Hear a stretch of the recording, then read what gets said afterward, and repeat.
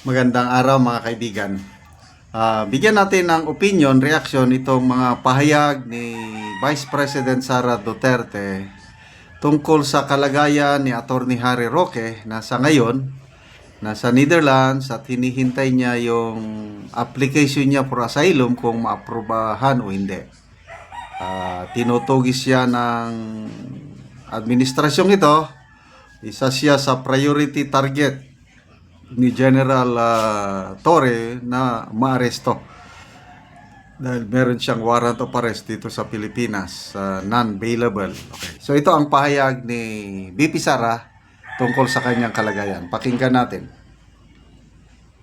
Kay Attorney Harry Roque dahil sa totoo lang, pakiramdam ko ay yung persecution sa kanya ay dahil sa pagpapakita niya ng suporta kay dating Pangulong Rodrigo Duterte and syempre sa tanggapan ng pangalawang Pangulo, no?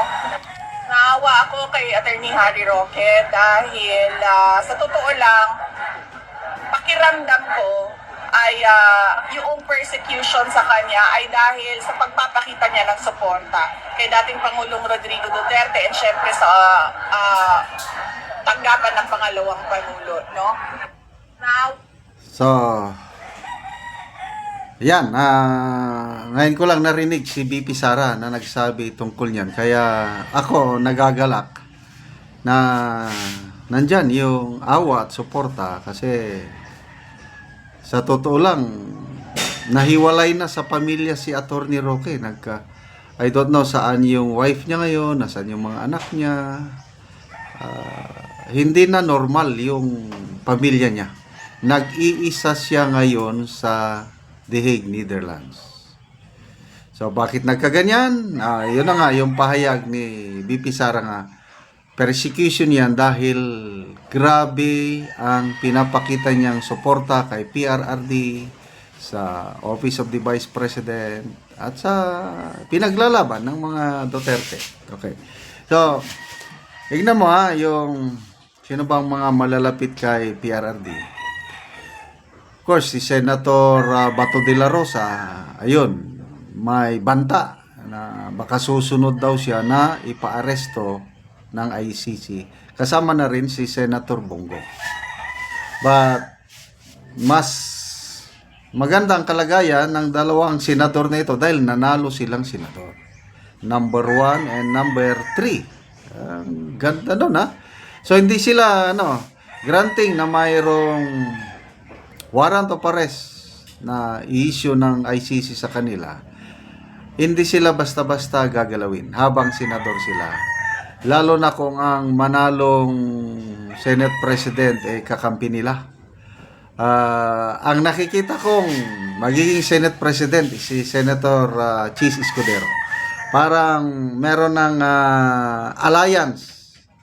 Opinion ko lang ito Wala akong prueba. Kaya lang sa nakikita kong galawan nila, susuportahan ng Duterte Bloc si Senate President Escudero para mapanatili ang kanyang pwesto as Senate President.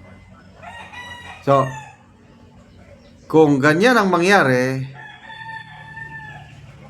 pagdating ng warrant of arrest, dyan lang sila mag-stay. Bongo and Bato granting na may warrant of arrest.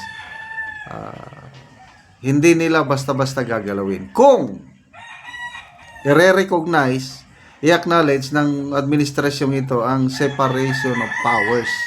Kasi co-equal branch of government, executive and legislative. Kaya lang, kahit co-equal branch, kung order is order, wala rin magawa. Pipilitin pa rin na arestuhin at dadalhin na naman sa ICC Senator Bato and Senator Bongo kung magkatotoo na sila ang isusunod na bigyan ng warrant of arrest. So, balik tayo kay Attorney Harry Roque. Sa ngayon, medyo ako personal naawa rin ako sa kanya but medyo mas kalmantin ako ngayon dahil yun, nabigyan na siya ng national ID or registration card, nagiging legal legal citizen na siya doon sa Netherlands habang hindi pa approve ang kanyang application ng asylum. Tapos, sana magiging totoo yung post ni Attorney Harry Roque na in 3 months from now, magkakaroon na siya ng work permit at magtratrabaho sa isang international law firm at magtuturo sa isang university sa Netherlands. That's good news. Para may sariling trabaho na siya, may sustento na ang kanyang panirahan doon. Okay, so ito, paglabas ni Tatay Digong, nakakatuwang pakinggan yung sabi ni Congressman Pulong Duterte nang unang hahanapin ni Tatay Digong paglabas niya ay si Attorney Harry Roque. So I agree ako na kaya nila hinahabol si Attorney Roque dahil sa laki ng tulong niya sa Duterte family. Okay? So, punta tayo kay Tatay Digong. Nakakabahala yung sabi ni Congressman Pulong Duterte na parang pumayat na si Tatay Digong. So kung pumayat, ibig sabihin he's not doing well. Yung health concern niya sa habang nasa kulungan hindi maganda dahil bakit pumapayat. Kaya nga tuloy lang natin ang pagdarasal na sana hindi magtatagal ma-approve na yung interim release. Nagsalita si BP Sara tungkol niyan at tinatanong siya kung kailan. Ang sagot lang din niya yung galing kay Attorney Kaufman na as soon as possible.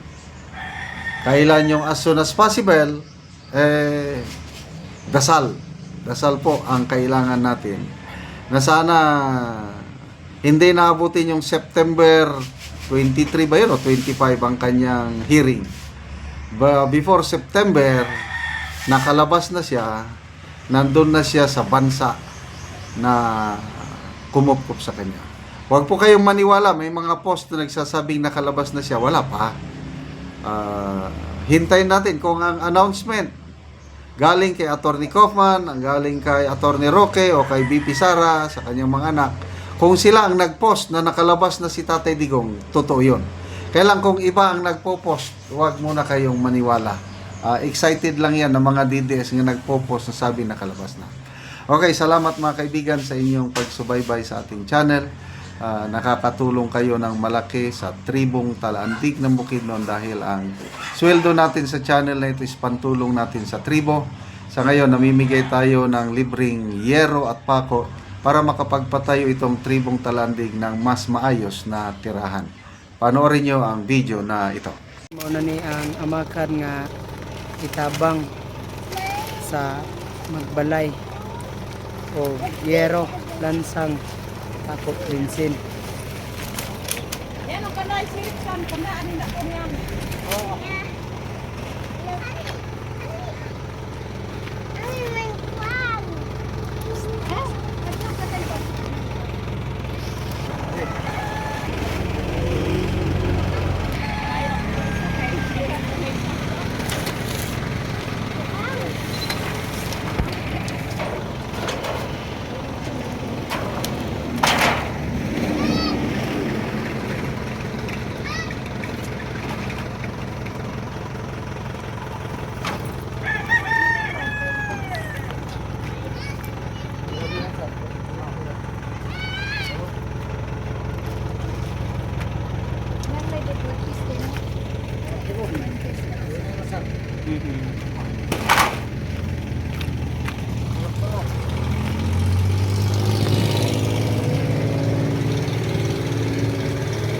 Karon mo na ni ang itabang mga habol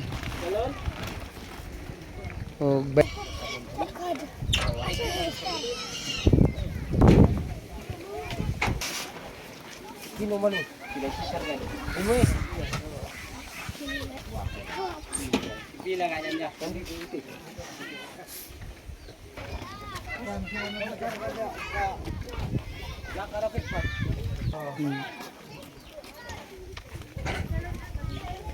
salamat yun kaayo sa nag-sponsor ani o labi na sa Ginoo nga nagtabang sa mga taong kalisod.